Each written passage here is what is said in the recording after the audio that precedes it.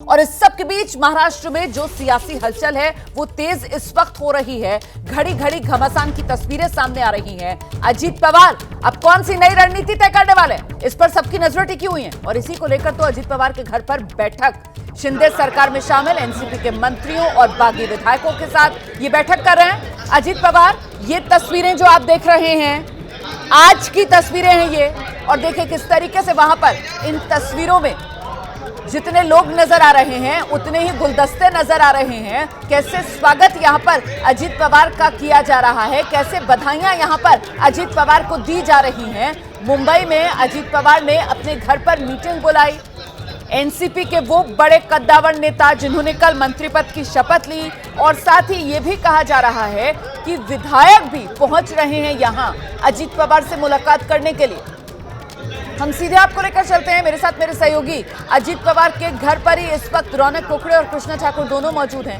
पहले जरा रौनक कुकड़े का रुख कर लेते हैं और जानते हैं रौनक कुकड़े से, रौनक अभी कौन कौन पहुंच चुका है अजीत पवार के घर पर, और जरा बताइए कि क्या सिर्फ वो मंत्री पद की जिन्होंने कल शपथ ली या फिर और विधायक भी एनसीपी कोटे वाले पहुंच रहे हैं यहां पर?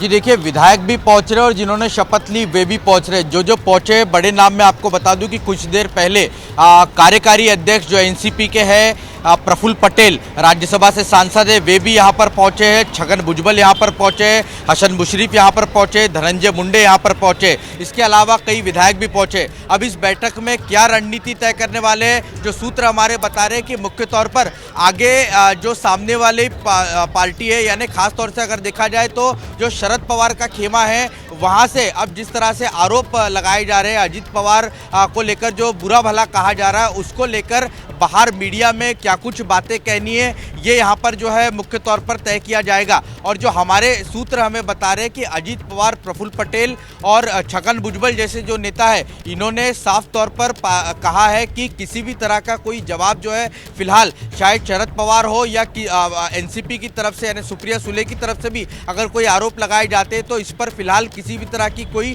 टिप्पणी मीडिया में नहीं करनी है। और दूसरा सवाल कि आगे की यहाँ से रणनीति कैसी होगी, सभी की निगाहें टिकी हुई है कि मुख्यमंत्री एकनाथ शिंदे इन जो नए इंडेक्ट किए हुए मंत्री उनको क्या कुछ पोर्टफोलियो देते, इस और सभी की निगाहें टिकी हुई है। हमारे सूत्र ये बता रहे हैं कि अजीत पवार को इरिगेशन डिपार्टमेंट की जिम्मेदारी दी जा सकती है। ये एक बड़ी जानकारी रोमाना मैं दर्शकों को के साथ साझा करना चाहता हूँ। जो हमारे सूत्र बता रहे हैं कि सरकार में अजीत पवार को इरिगेशन मिनिस्टर बनाया जा सकता है। इरिगेशन क्या, इसके पहले भी जल संपदा मंत्री जो है वो अजीत पवार रह चुके हैं। उस वक्त सिंचाई घोटाले के बड़े आरोप अजीत पवार पर लगे थे, और ऐसे वक्त में अगर ये बड़ा मंत्रालय अजीत पवार को फिर एक बार दिया जाता है तो इसको लेकर निश्चित तौर पर राजनीतिक प्रतिक्रियाएं जो है महाराष्ट्र में जो है वो सामने आ सकती है। बिल्कुल, ये बड़ी बात आप कह रहे हैं। देखिए, इरिगेशन मिनिस्ट्री अगर मिलती है अजीत पवार को तो सिंचाई घोटाला जिसको लेकर बीजेपी ही लगातार आक्रामक रही है, और फिर अब बीजेपी सरकार में जब वो शामिल हो रहे हैं तो वही मंत्रालय उनको मिल जाएगा,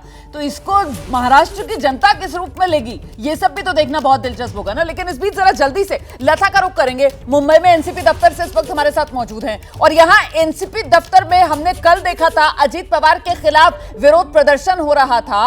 आज क्या है तस्वीर? जी रोमाना, फिलहाल मैं एनसीपी दफ्तर के बाहर ही हूं और अभी फिलहाल यहां पे कार्यकर्ता मौजूद नहीं हैं। सुप्रिया सुले हालांकि अंदर गई हुई हैं। बैठक जो है कुछ ही समय में होने जा रही है, ऐसी जानकारी मिल रही है। जहां पे कल सुप्रिया सुले ने प्रेस कॉन्फ्रेंस लिया था और इसमें वो लगातार एक ही चीज़ कही थी कि अजीत पवार जो है उनके भाई हैं। अजीत पवार के साथ उनका पर्सनल रिश्ता अलग है और प्रोफेशनल रिश्ता अलग है। इस बीच विधायक जो है उनके बारे में उन्होंने कहा कि कई सारे विधायक अभी भी उनके साथ हैं। केवल 9 मंत्रियों के खिलाफ ही जो डिस्क्वालिफिकेशन पिटीशन फाइल किया गया है वो उन्होंने विधानसभा अध्यक्ष राहुल नार्वेकर को उन्होंने एप्लीकेशन दिया है। हालांकि जो अन्य विधायक हैं, कितने विधायक उनके साथ हैं, ये बड़ा सवाल है, जिसके चलते आज यहाँ पे बैठक होने जा रही है। और सुप्रिया सुले के साथ साथ जो कार्यकारी अध्यक्ष हैं वो यहाँ पे मौजूद रहेंगे, और उनके साथ जो अन्य अधिक जो प्रमुख नेता हैं जितेंद्र रावत, वो यहाँ पे आएंगे। और यहाँ पे कार्यकर्ता फिलहाल अब तक नहीं आए हैं, लेकिन बताया जा रहा है कि बैठक होगी और कितने विधायक एनसीपी के साथ हैं इस पे चर्चा होगी, इस पे रणनीति होगी। जी बिल्कुल लता, देखिए अब पेच यहीं पर आकर फंसेगा। जिस बात का जिक्र अभी कर रहे थे ना रौनक कुकड़े कि सिर्फ वो 9 एनसीपी के बड़े नेता नहीं जिन्होंने कल मंत्री पद की शपथ ली, बल्कि अन्य विधायक भी एनसीपी कोटे के यहां अजीत पवार ने जो अपने घर पर बैठक बुलाई है वहां नजर आ रहे हैं। लेकिन कृष्णा ठाकुर, आप भी यहीं अजीत पवार के घर के बाहर ही मौजूद हैं। जरा बताइए दर्शकों को कि डिस्क्वालिफिकेशन से अगर बचना है तो फिर 54 विधायकों में से कम 37 का समर्थन चाहिए होगा, 2/3 मेजॉरिटी चाहिए होगी डिस्क्वालिफिकेशन से बचने के लिए। अभी तक कितनी संख्या, कितने विधायक जो यहां पर पहुंचे हैं? बिल्कुल रमाना, हम सुबह से आपको बता रहे हैं कि किस तरीके से उप मुख्यमंत्री का पद संभालने के बाद आज सुबह से ही जो अजीत पवार समर्थित मंत्री हैं वो इनके सरकारी बंगले पे पहुंच रहे हैं। 11 बजे मीटिंग शुरू होनी थी, लेकिन अभी कुछ मंत्री और आने बाकी हैं, इस वजह से मीटिंग में देरी हो रही है। लेकिन एक बड़ी इंटरेस्टिंग सी बात मैं आपको बताऊं, अब से कुछ ही देर पहले पार्टी के एमएलसी हैं अमोल मिटकरी, वो यहाँ पे पहुंचे थे और मीडिया से बातचीत करते हुए उन्होंने ये कहा कि आज चूंकि गुरु पूर्णिमा का दिन है, इसके लिए वो सभी लोग आज अजीत पवार का आशीर्वाद लेने के लिए पहुंचे हैं। शरद पवार आज कराड़ में हैं, इसके लिए कई कार्यकर्ता नेता उनसे मिलने पहुंच नहीं पाए, लेकिन जैसे ही वो मुंबई पहुंचते हैं उनसे भी मिला जाएगा। लेकिन मीडिया से बातचीत करते हुए उन्होंने एक बड़ी बात कही, उन्होंने ये कहा कि गुरु पूर्णिमा का दिन है और ये हम चाहते हैं, हम सभी की भावना है कि अजीत पवार जल्द ही राज्य का नेतृत्व करें। यानी कि सीधे तौर पे वो कह रहे थे कि पार्टी की भावना है कि अजीत पवार मुख्यमंत्री बने, क्योंकि जिस तरीके से कल संजय राउत ने बयान दिया था कि जल्द ही महाराष्ट्र को एक नया मुख्यमंत्री मिलने जा रहा है और अजीत पवार मुख्यमंत्री बनेंगे, इस पर जब हमने अमोल मिटकरी से सवाल किया और ये कहा कि संजय राउत इस तरीके का बयान दे रहे हैं, तो उन्होंने ये कहा कि अगर संजय राउत इस तरीके का बयान दे रहे हैं तो उनके मुंह में घी शक्कर। हम सभी पार्टी कार्यकर्ताओं की भी यही भावना है कि अजीत पवार जल्द से जल्द नेतृत्व करे। डिस्क्वालिफिकेशन को लेकर जहां तक बात की गई, मैंने साफ तौर पर उनसे पूछा कि असली जो एनसीपी है वो किसके साथ है, क्या वो शरद पवार के साथ है या फिर वो अजीत पवार के साथ है, क्या शिवसेना की तरह ही एनसीपी भी दो खड़े में बट चुकी है। तो उनका साफ तौर पे कहना था कि आप इसको शिवसेना से मत जोड़ के देखिए, एनसीपी एक ही है, एनसीपी शरद पवार की है और जहां तक विधायकों के समर्थन की बात है तो सभी विधायकों का समर्थन हमें मिला है।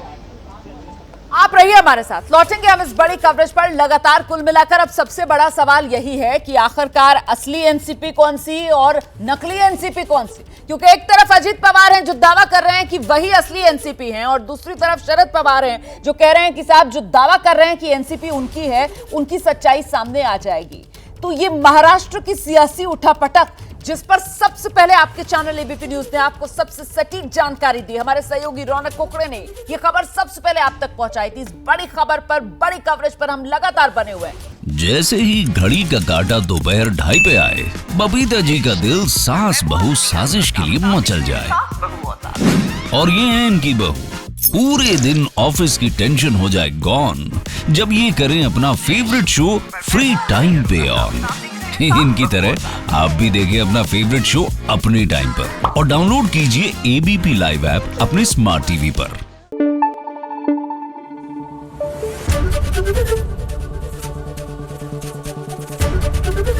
एबीपी न्यूज आपको रखे आगे।